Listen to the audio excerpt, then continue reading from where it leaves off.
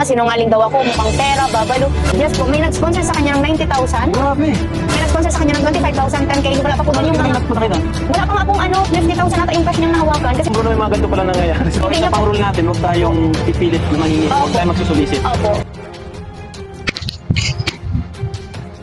Ayun na guys. Muli, ayan, nagbabalik ko yung lingkod. Ayan, lihis-lihis muna tayo. At lihis-lihis muna tayo guys, no? At mukhang tayo na may nagtanggol lang sa pagmumura kay Kalinga Prab ay palalabasin tayo yung may kasalanan at matigas daw ang ulo. Eh, hindi na natin itatapik yan ang mga screenshot na nakarating sa atin at sinasabi tayo pinalalala daw, no? Nagtanggol lang po. Paglilinaw sa lahat as reactor na minumura si Kalinga Prab. Kami po ay nagmalasakit lang nagtanggol. Wala po sa kung ano man and hindi po namin pinalalala, no? Normal. Minsan napapag-usapan din yung mga negative. Hindi naman purong good vibes. Nasasabihin dapat daw yung magagandang comment, reaction na. Nagtanggol lang kami sa pagmumura at pambabas. Yun lang. Pero ito, lihis na tayo. At baka tayo pa ang maging masama, no? At baka pag mayroong kalaban na ito ay magiging topic, kung tayo ay magliligalig dito, itatopic ng kalaban, ay matitrigger lang. Dito na muna tayo guys, kay Medet. Guys, pakiclick naman po ng tamsak na sa ganun ay swak sa panlasa ni YouTube, no? Pero, para sa kaalaman ng lahat, dahil mainit na mainit pa rin ang topic, at ito naman ang purpose naman dito, ang layunin naman dito, sa video na to, magiging mapagpakumbaba na lang si Medet at wag na masyadong taas noo sa mga basher. And, mag-sorry kung mayroong mga taong kagaya ng major sponsor niya, mag-sorry na lang kung nasaktan ang damdamin, no? Pero yun nga, yung kay Ma'am Ana Rita, hindi pa rin sinasagot nito ni Medet. Eto guys, April, may naging issue patungkol doon sa sinasabi siya mukha siyang pera. Yung reaksyonan ko kahapon ba yun? Kahapon nga, oo. April po yun. Na nag-iiyak siya at sinasabihan siya na mukha siyang pera daw.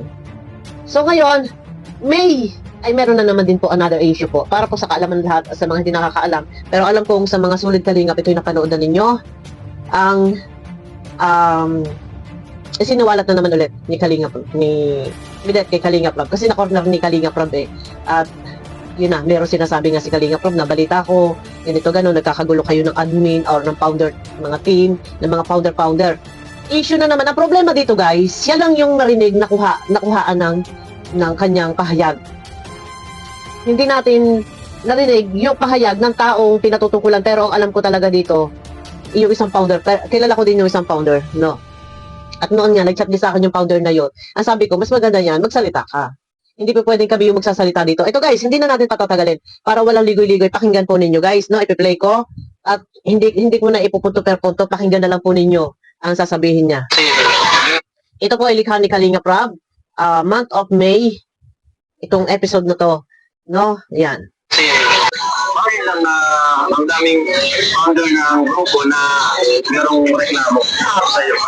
Which is dapat okay yung connection na okay yung relationship na sa kanila kasi sila yung founder na tumutulong sila. Ang dami kasi guys reklamo eh. Ito, sorry, sasagot ako. Ikat ko muna. Ang daming reklamo. Noon pa, April, May, ang daming nagreklamo. At ang ano lang doon, ang masaklap lang doon, hindi natin narinig yung sa panig ng founder. Kung ano ang buong katotohanan. Pero syempre, kay Medet, bilang siya ay nasa issue, normal, didepensa. And kadalasan, minsan, kahit nasa husgado, nandyan, labas na labas yung minsan na ang kasinungalingan. Kasi yung sinasabi na ang kasinungalingan ay siya ang nagpapalaya sa sarili. Normal, kapag ikaw ay nasa issue, syempre ayaw mong madidiin ka, ayaw mong mapapasama ka, ayaw mong madidikdik ka. Syempre, didepensa ka. Yung pagdepensa niya, ang pinalalabas niya dito, ang masama is yung mga powder. Yun yung masama. Oh, ito guys, tuloy tayo. Pero bakit ganun sila sa'yo? Sa'yo lang.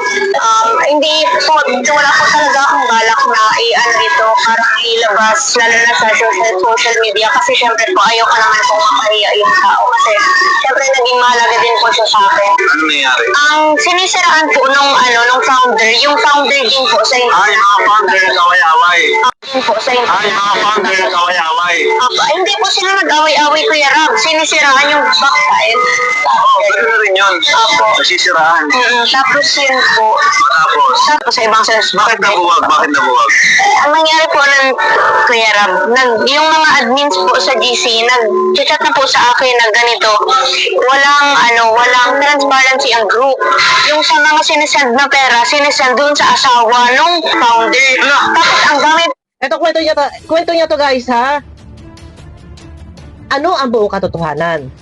Sana, kung sino man yung tinutukoy, pwede ka lumantad at mabigyan mo ng linaw. Kaya lang, kung magla-live ka, alam ko, kilala ko, nagla-live na to eh. Sana wag mo nang pakahabaan. Kasi minsan may viewers na hindi halos pinapanood pagka ganong kahaba. Sobrang haba. Pagka magbibigay kayo ng pahayag, kahit maikli, pero malaman, hindi yung dami-dami checheboretse, dami-daming ligoy. Ano sa ganun, maliwanagan, lumabas yung katotohanan. Yun lang naman po yung ating hinahabol. Eto na ha. Tuloy tayo. walang transparency ang group. Yung sa mga sinesend na pera, sinesend dun sa asawa nung founder. Tapos ang dami pong contacts, ang transparency, tapos ang gulo po ng sinesend na ng pera kung kani-kaninong tao. Tapos diin na po yun. Nung nagpa-plan na po kasi sa birthday ko nun, nag-suggest yung mga admin sa akin na mag-request ka sa founder na sa pagplano ng birthday mo, magkaroon ng transparency naman sa group. Kasi, opo, tapos, chinat ko po yung founder na good morning po ako sa kanya, sobrang gaan pa po ng pagbati ko sa kanya.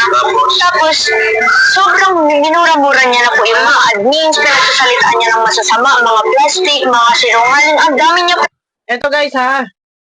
Ikakat-kat lang natin kasi syempre, baka madetect ni YouTube. Kung sa owner ng video, pwede tayong makaligtas, no? Kaya lang kay YouTube, baka ma-strike tayo. Ito, yun na. Basta, ang tema ng kanyang kwento is, masama yun. Minumura daw yung dating founder, tapos yung pera, nagpapasa-pasa na pinadadala doon sa asawa. Kasi yung founder na tinutukoy niya dito is nasa abroad.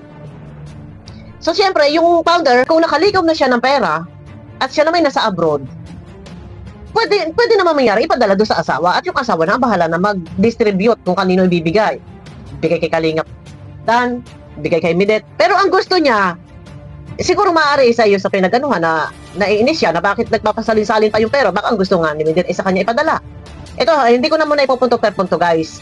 I-play lang natin na medyo isang minuto, tapos yun lang yun sa akin. Kung ito man ay magpasalin-salin, ang importante ay makarating na maluwalhati. Yun. Kung yung powder na sinasabi mo ay pinapadala pa sa asawa, walang problema. Kung asawa yung pinapadalahan, makakarating ng maluwalhati at hindi ibang tao yung padadalahan, and then kung nakarating na sa asawa, yung asawa na magpapadala sa dapat padalahan, for example, sa iyo, wala siguro problema doon. Huwag mo sasabihin na papasalin-salin. Asawa naman yung pinapadala kasi yung babae nga, yung founder ay OFW. Tapos nagmumura daw. Yun lang yung kwento niya, guys, ha? Tuloy tayo. Ang dami niya pong sinabing masasakit na salita. May mga groups po ako doon. Tapos sabi ko, tapos tinatakot niya na po ako na, baback out na daw po yung mga major sponsor ng Global. Kasi nga daw po, hindi ko sila na-appreciate. Kasi po, hindi ko sila na-shoutout na naman nung sa Shout Love. Tapos sabi ko, sige na po, tita, kung ano po ang may kakagaan ng loob mo, kung gusto mo pong wasakin yung group, sige na po. Para po wala na tayong problema, hindi na tayo, paulit-ulit na lang tayo alam mo, maganda rin ang open niyang ganyan, At actually, ngayon lang nangyari ang ganyan. Pero sana naman sa ibang group, like sa ibang love team, Jomcar, Exo, man, sana walang ganitong pangyayari. Hopefully, walang ganon. Sa totoo lang, sa kanya lang may issue pagdating sa kaperahan ng mga founder team. Yung iba namang mga love team, marami ang mga team na mga bumubuo ng mga ganyan, marami. Pero wala namang problema. Ako'y taka nga din. Hindi lang iisa, hindi lang dalawa, yung sponsor na ganito. Na may problema. At involved siya dyan sa usapin pagdating sa pera. Kaya sabi nga ni Kalinga Prab, yun nga, yung ibang mga love team, may mga ganyang mga grupo-grupong sponsor, pero walang gulo. Walang issue. Kasi nga, Ito si Midet, kumbaga parang naando siya, sumasali siya sa mga plano ng mga sponsor, sa mga usapin ng sponsor. Kasi nga, sa pagkakaalam ko, itong si Midet, kasi di ba pinayagan na makipag-direct contact sa mga sponsor. So, may mga group chat sila, naka-add siya doon. So, kung ano siguro yung plano ng mga sponsor, ay siguro ay pinangungunahan. Or baka siya ang nagdedesisyon. Kaya siguro hindi nagkakasundo-sundo. Tapos palalabasin lang niya na walang transparency, walang hindi transparent. Yung kwento niya, malinis siya. Sa kwento niya, no? Pero ang masama is yung sponsor. Pero ilan na naging issue sa sponsor. Ito, tuloy tayo. Malinis siya eh.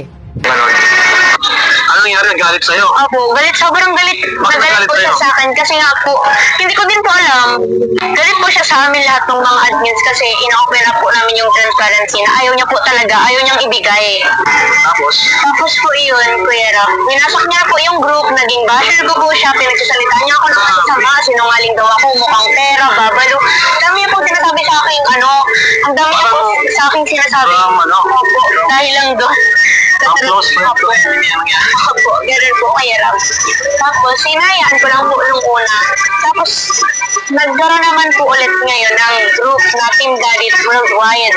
Yung mga tao po sa global na solid po talaga, lumipat po sila doon. And lahat po ng mga major sponsors na sinasabi niya na wala daw po sa amin ni Sir Dan, hanggang po sa worldwide lahat. Nagalit na galit sa kanya kasi po, nalaman namin na sobrang laki po pala ng perang dapat nahawak ni Sir Dan. Kasi ang daming yes po, may nag-sponsor sa kanya ng 90,000. Grabe! May nag-sponsor sa kanya ng 25,000, 10K. Wala pa po dyan yung mga...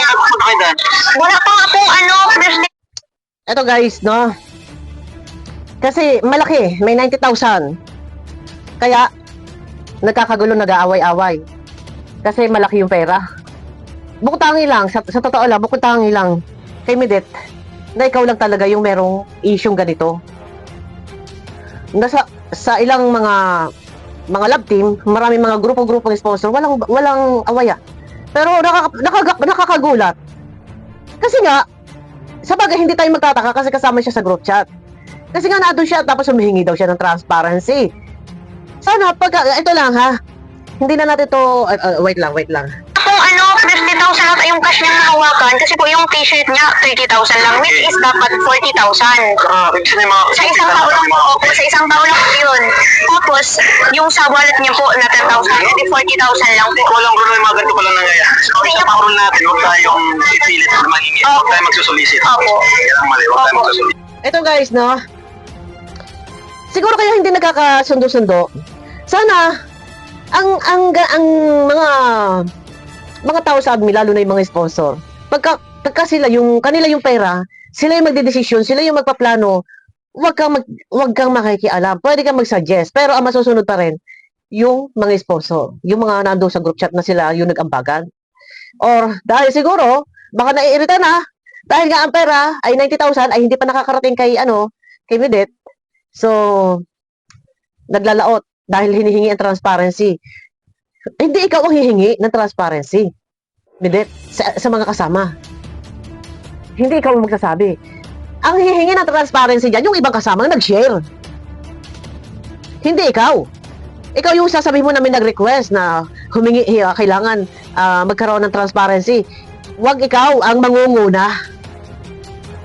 Hayaan mo na yung mga nag-ambagan sila, yung humingi ng transparency lapagan. Ang tanong, yung perang 90,000, sana napunta.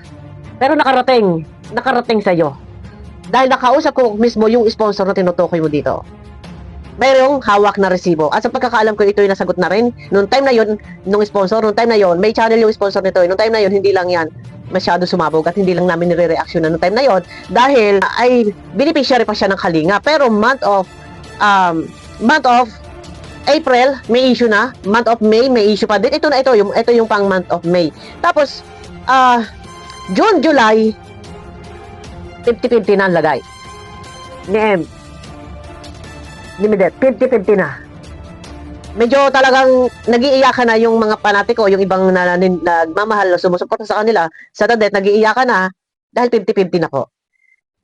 August, September, October, November, I'm sorry. August, meron na pong Danjoy.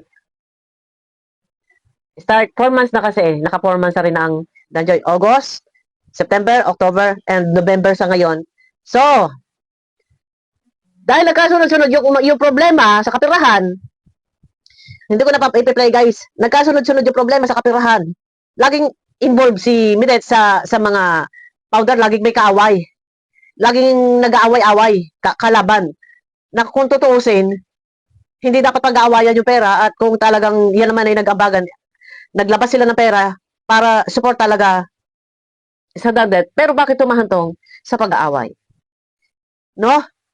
Dahil siguro, ang sabi nga nito, yun daw pera ay nagpalipat-lipat. Walang masama. Yung sinasabi niya na yung collector, yung founder, nasa ibang bansa. So yung pera, isinan daw doon sa asawa. Ay, magulo ang kwento nito eh. Pero ang naririnig lang po natin guys, yung kanyang side. At dito, pinalalabas niya, kumbaga, masama yung kabila. At nagmumura, sinasabihan daw siyang babalo or kung ano pa. No? Pero siya, wala siyang nabanggit na kahit may malang ganito na ang pagkakamali ko kasi yan na nangingialam ako or kinukuha ko yung transparency nila o yung ganon. Wala siyang nabanggit na ganon. Basta, yung sa side niya ay malinis. Ay, malinis. Ngayon, kung ikaw ay malinis, bakit kayo nagkakaaway-away na hanggang sa ngayon ay may away-away pa rin na mga major sponsor? At ako'y nagtataka, bakit hindi mo masagot-sagot si Ma'am Ana Rita? Ito guys, ha? Itong isyong ito, month of May. Yung nireactionan ko kahapon, month of April. So, 2 buwan na magkasunod na merong issue yan patungkol sa kapirahan. At kalaban ang mga sponsor. Major sponsor. So, ibig sabihin, hindi lang si Ma'am Ana Rita ang naging kasagutan. Hindi kasagutan, hindi man sila nagsasagutan eh. Ang kumanta or ang naging kalaban, naging kaaway, o naging kasamaan ng loob. Yun ang tanong. Bakit mga sponsor ang involved sa issue mo? Dahil hindi kayo nagkakasundo sa isang bagay, ano yung hindi nyo napagkakasunduan? Pera? Pagdating sa pera, yun ang mahirap dito. Pagdating sa pera, gaawayan. Siya mismo ito ha, ito guys, ay ko ito re-reaction ni Michelle Japina. Abangan po natin mamaya. Kaya, kung i-analyze po natin, before pa, hindi lang po sumasabog at hindi lang po nare-reaction ng mga reaktor dahil siya ay beneficiary pa ng kalingap noon, pero ang buong katotohanan, noon pa po ay may mga issue na din pagdating po sa kapirahan. Paglilinaw po sa lahat. Ito po month of May. Yung kahapon reaction ko, month of April po yun.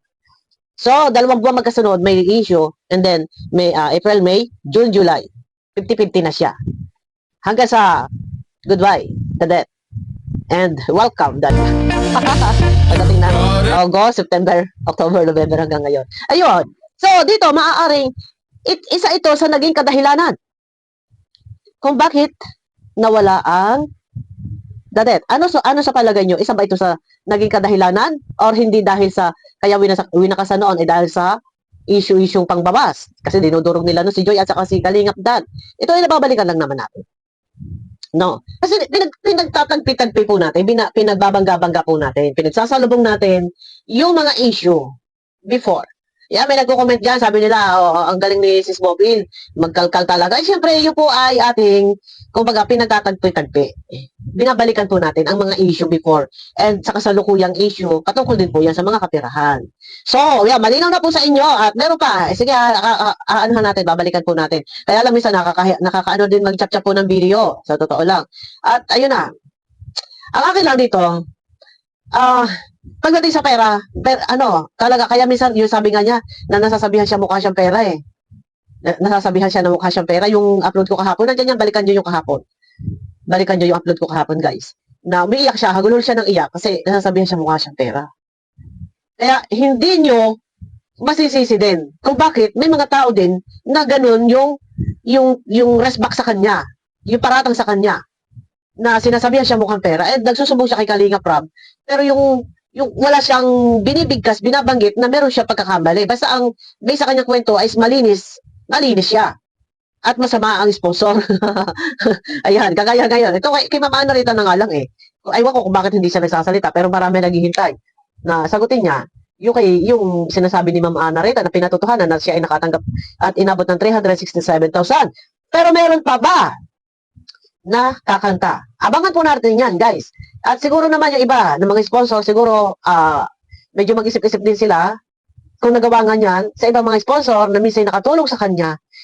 No? Alam niyo yan. Ito naglalabasan na eh. Nagawa man ni Medet yan sa mga sponsor na naging kaaway niya, hindi niya naging kasundo.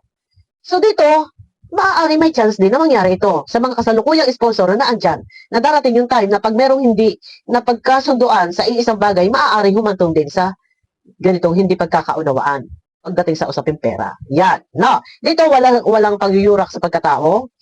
Meron po tayong pinagbabasihan at ito'y opinion, reaction lamang. Dahil issue ay patungkol sa kapirahan, kaya pinagbabangga-bangga lang natin nang lumabas ang katotohanan na bakit ganon. Puro pera. Ayun na guys. Pakiclick naman po ng thumbs up na sa ganun na iswak sa palasa ng YouTube at mega love shoutout po sa inyo lahat guys. Abangan nyo ako sa aking next video.